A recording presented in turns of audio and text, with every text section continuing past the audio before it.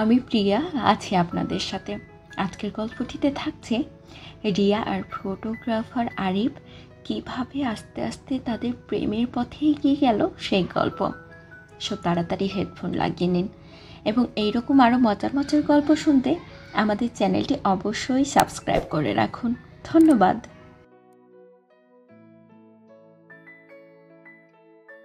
রিয়া তার ছোট্ট ফ্ল্যাটের জানালার পাশে বসে কফির মগ হাতে বাইরের বৃষ্টি দেখছিল।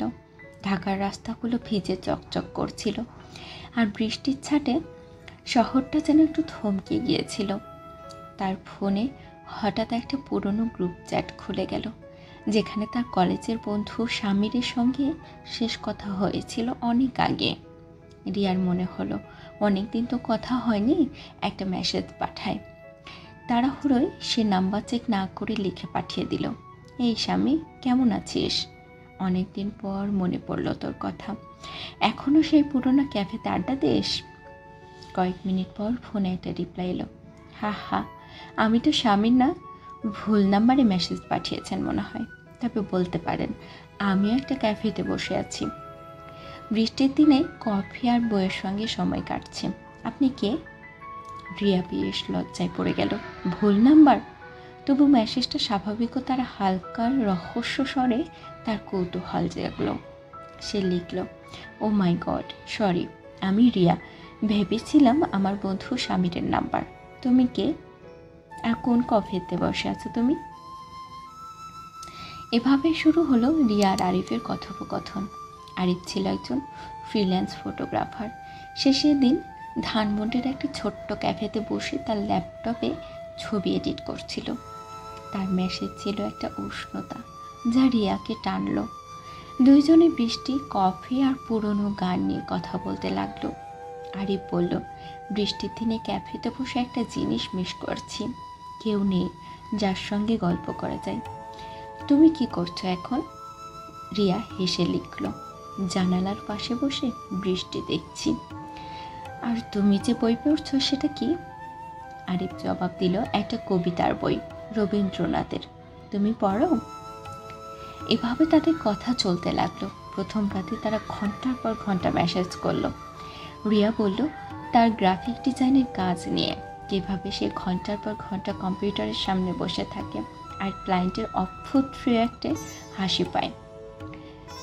আরিফ শেয়ার করলো তার ফটোগ্রাফির গল্প, কীভাবে সে একবার সিলেটের পাহাড়ে সূর্যোদয়ের ছবি তুলতে গিয়ে পথই হারিয়ে ফেলে।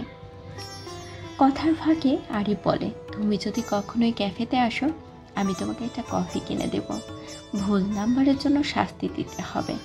রিয়া হেসে লিখল, ডিল। তবে তুমিও আমার ফেভারিট ক্যাফেতে আসতে পারো। দিন গড়ালো। সেই ভুল মেসেজ থেকে শুরু হওয়া কথোপকথন তাদের দৈনন্দিন জীবনের অংশ হয়ে গেল। সকালে রিয়া অফিস যাওয়ার পথে আরিফকে মেসেজ করত, আজ আবার বাসে একটা ঝগড়া দেখলাম, পুরো সিনেমা। আরিফ রিপ্লাই করতো, হা হা, তুমি তো রোজ গল্প পাও আর আমি একটা কাকের ছবি তুললাম, দেখবা? এভাবে তারা একে অপরের ছোট্ট ছোট্ট মুহূর্তগুলো শেয়ার করতে লাগলো। রিয়া আরিফের ফটোগ্রাফি দেখে মুগ্ধ হতো আর আরিফ রিয়ার ডিজাইনের প্রশংসা করত। একদিন রিয়া একটা লোগো বানিয়ে আরিফকে দেখালো। আরিফ বলল, এটা তো শুধু ডিজাইন না, গল্পও বলছে, তুমি সত্যি জাদুকর। কিন্তু তাদের কথোপকথনে শুধু হাসি আর গল্পই ছিল না। একদিন রিয়ার একটা বড় প্রজেক্ট ক্লায়েন্টের রিজেক্ট করে দিল। সে হতাশ হয়ে আরিফকে লিখল, আমার মনে হয় আমি এই কাজের জন্য ভালো না, কেন যে এত চেষ্টা করি। আরিফ তৎক্ষণাৎ ফোন করে বলল, রিয়া, তুমি যে কাজ করো তাতে তোমার আত্মা আছে, একটা রিজেকশন তোমার ট্যালেন্ট কমিয়ে দেয় না, তুমি আবার উঠবে আমি জানি। তার কথায় রিয়ার মন যেন ভালো হয়ে গেল। সেদিন রাতে তারা ফোনে অনেকক্ষণ কথা বলল, জীবনের স্বপ্ন, ভয় আর আশা নিয়ে। মাস দুয়েক পর আরিফ বলল, রিয়া, আমরা এতদিন কথা বলতাম কিন্তু কখনো দেখা হয়নি, চলো তোমার ফেভারিট ক্যাফেতে দেখা করি। রিয়ার বুকটা ধক করে উঠল। এতদিন মেসেজ আর ফোনে কথা বলেছে, কিন্তু দেখা করার কথা ভাবতেই তার মনে যেন উত্তেজনার সামান্য ভয় মিশে গেল। আরিফ কি সত্যি তার মেসেজের মতো এত উষ্ণ আর সহজ মানুষ? তবুও সে রাজি হলো। নির্ধারিত দিনে রিয়া ধানমন্ডির একটা ক্যাফেতে পৌঁছালো। তার পরনে ছিল একটা সাদা কুর্তি, হাতে একটা বই। আরিফকে বলেছিল এটা দিয়ে তাকে চিনতে পারবে। আরিফ বলেছিল সে একটা কালো জ্যাকেট পরে আসবে। রিয়া ক্যাফের কোণে বসে অপেক্ষা করছিল। হৃৎপিণ্ডটা একটু দ্রুতই চলছিল। হঠাৎ দরজা খুলে একজন লম্বা হাসি খুশির ছেলে ঢুকলো। তার চোখে একটা উষ্ণতা, যা রিয়া মেসেজের মাধ্যমেই টের পেয়েছিল। আরিফ তাকে দেখে হেসে বলল, তুমি ঠিক যেমনটা ভেবেছিলাম তেমনটাই, তবে বইটা বোনাস। রিয়া হেসে ফেলল। তার সব টেনশন যেন মুহূর্তে উড়ে গেল। সেদিন তারা ঘন্টার পর ঘন্টা কথা বলল। ক্যাফের কফি ঠান্ডা হয়ে গেল, কিন্তু তাদের গল্প থামল না। আরিফ তার ক্যামেরা বের করে রিয়ার একটি ছবি তুলে বলল, এটা আমার কালেকশনের সেরা ছবি হবে। রিয়ার লজ্জা পেয়ে বলল, তুমি পাগল। কিন্তু তার মনের কোণে একটা আনন্দ জমছিল। সেই দেখা তাদের বন্ধুত্ব আরও গভীর হলো। তারা একসঙ্গে শহরের রাস্তায় হাঁটত, পুরনো বইয়ের দোকানে ঘুরত, বৃষ্টি দিনে ছাতার নিচে দাঁড়িয়ে গল্প করত। আরিফ রিয়াকে তার ফটোগ্রাফি জগতের সঙ্গে পরিচয় করালো। একদিন সে রিয়াকে নিয়ে গেল উত্তরার একটি লেকের ধারে, যেখানে সে সূর্যাস্তের ছবি তুলতে চাইল। রিয়া লেকের ধারে বসেই আরিফকে দেখছিল, কিভাবে সে আলো আর ছায়ার মাঝে গল্প খুঁজে বের করে। আরিফ হঠাৎ তার দিকে তাকিয়ে বলল, তুমি জানো তুমি আমার সবচেয়ে সুন্দর সাবজেক্ট। রিয়ার গাল লাল হয়ে গেল, কিন্তু সে কিছুই বলল না। ভালোবাসা এলো চুপিসারে। একদিন বৃষ্টির মধ্যে দুইজনে একটা ছাতা নিয়ে হাঁটছিল। রাস্তার পাশে একটা ফুলওয়ালা ফুল বিক্রি করছিল। আরিফ থেমে একটা গোলাপ কিনে রিয়ার হাতে দিল। রিয়া হেসে বলল, এটা কিসের জন্য? আরিফ বলল, শুধু এমনি, তুমি থাকলে আমার দিনগুলো রঙিন হয়ে যায়। রিয়া থমকে গেল। তার মনে হলো সে কিছু যেন একটি লুকাচ্ছে, কিন্তু বলতে চাইছে না। তার মনে হলো এই সহজ কথাটার মধ্যে অনেক কিছু লুকিয়ে আছে। সেদিন রাতে সে আরিফকে মেসেজ করলো, তুমি জানো তুমি আমার জীবনে এসেছো বলেই আমি আবার হাসতে শিখেছি। এভাবে তাদের বন্ধুত্ব ধীরে ধীরে ভালোবাসায় রূপ নিল। তারা একে অপরের স্বপ্নের সঙ্গী হলো।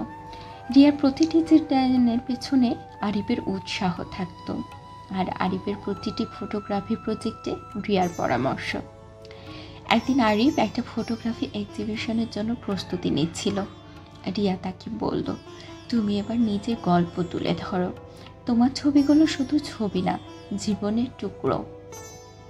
আরিফ হেসে বলল, আর তুমি আমার জীবনের সবচেয়ে বড় গল্প। তাদের ভালোবাসা ছিল সহজ কিন্তু গভীর। কিন্তু জীবন তো আর সবসময় সহজ থাকে না। একদিন রিয়ার বাবা মা তাকে বিয়ের জন্য চাপ দিতে শুরু করলেন। তারা বললেন, তুমি এখন সেটেল করো, আমরা একটা ভালো ছেলে দেখেছি।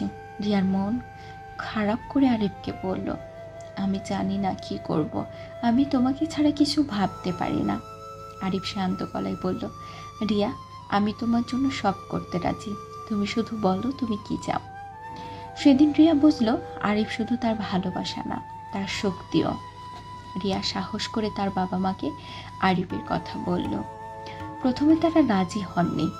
তারা বললেন, একটা ভুল মেসেজ থেকে শুরু হওয়া সম্পর্ক কতটা গভীর হতে পারে। কিন্তু রিয়া হাল ছাড়ল না। সে আরিফকে নিয়ে গেল তার বাবা মার সামনে। আরিফের স্বাভাবিকতা, তার কাজের প্রতি ভালোবাসা আর রিয়ার প্রতি তার যত্ন দেখে তারা ধীরে ধীরে নরম হলেন। 1 বছর পর রিয়া আর আরিফের বিয়ে করলো। তাদের বিয়েতে ছিল না কোনো বড় আড়ম্বর, শুধু ছিল কাছের মানুষ আর হাসির মুহূর্ত।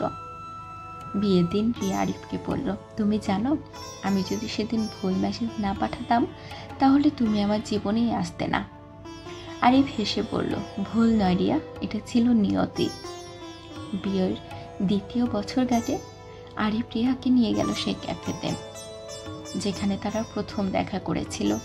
টেবিলে একটা ছোট্ট বাক্সে রাখা ছিল একটি পুরনো ফোন। রিয়া অবাক হয়ে বলল, এটা কি? আরিফ বলল, এই ফোনের নাম্বারে তুমি প্রথম মেসেজ পাঠিয়েছিলে, ভাবলাম এটা আমাদের গল্পের শুরু। রাখতে চাই তোমার কাছে।